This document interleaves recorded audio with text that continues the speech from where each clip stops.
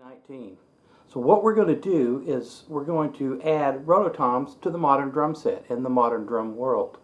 A lot of people say, get out of here, man. That is so 1980s and 90s sound or whatever. But if you do it right, you can get some really cool, distinctive sounds with some modern stuff going on today.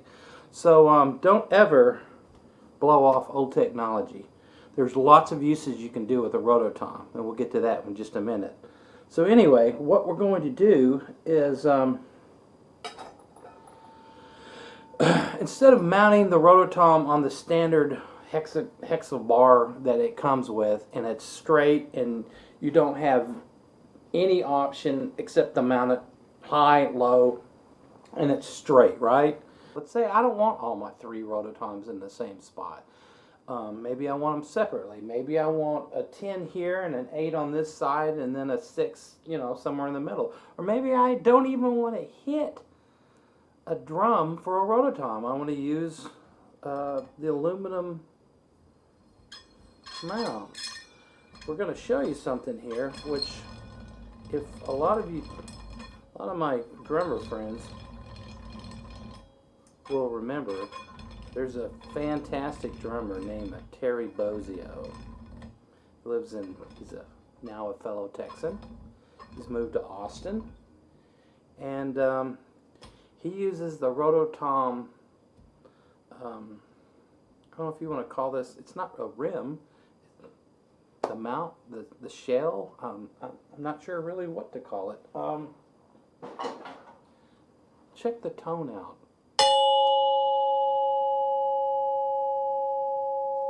I'm going to get the 10-inch now.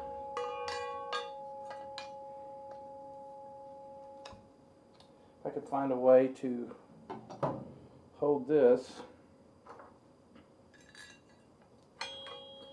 put it at an angle.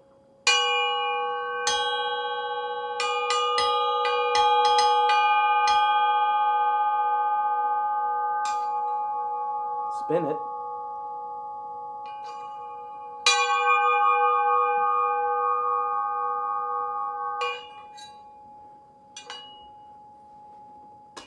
Sucker's still ringing.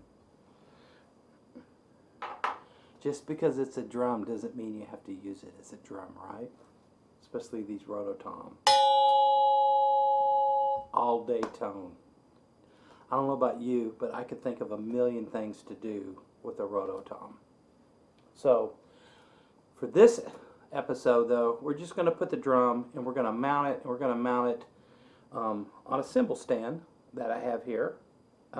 This is an inexpensive cymbal stand, and as you can see, what I did was the Roto Tom mount bar that comes with your Roto Toms. I basically, this is a boom stand, and I took the boom out, and I took the assembly out, slid this in, put the assembly back in, tighten it up so it's nice and tight, and now I'm going to mount this Roto Tom on top. Now we're going to add the top rim. We'll have to figure out what to call. What's the actual name of this, right? So we're going to, what I'm doing is now I'm going to grab my 8-inch head. I've chosen the Evans G1 Clear. And this is a single ply head. We're going to use that. So I'm going to put that.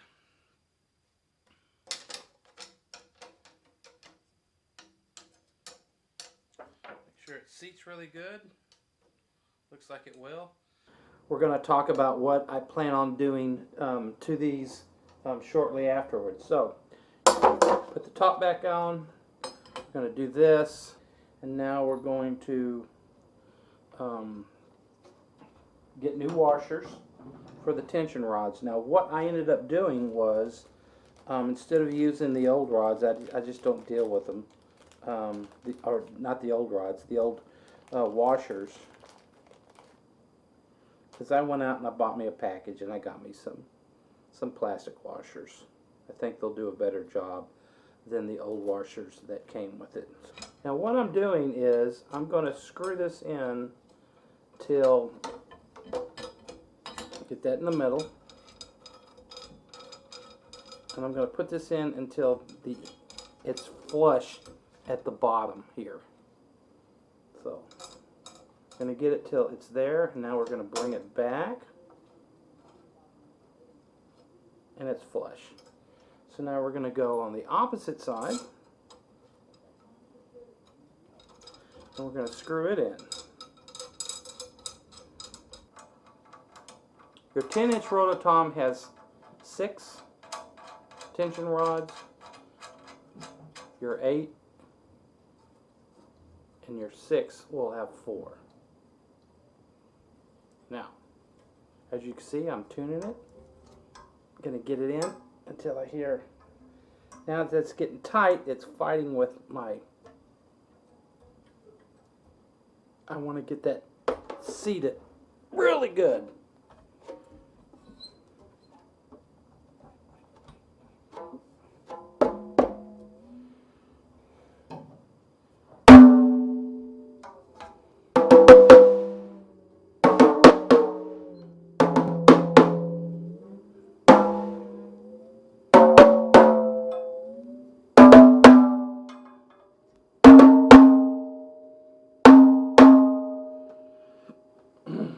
Alright, we've added the 8-inch tom. Now we're going to move it over to the drum set. Chose this 8-inch tom because at this point right now it's going to be easier to get it in with my hi-hat. So, and here we go. We have my 8-inch tom, and we've added it to my kit.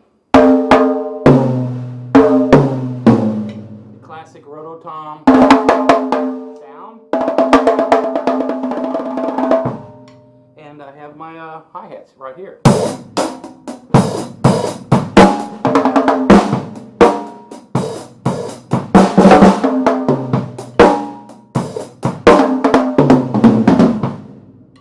There you go. It's I could get it probably a little lower. Not a whole lot, because you gotta be careful.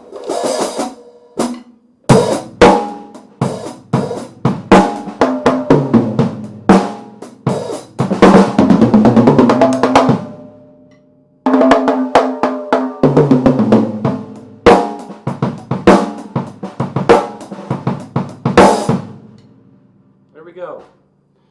The 8-inch Roto Tom. Now we're going to talk about the 10-inch and some other options that I have due to a newly acquired piece of hardware. So stay tuned.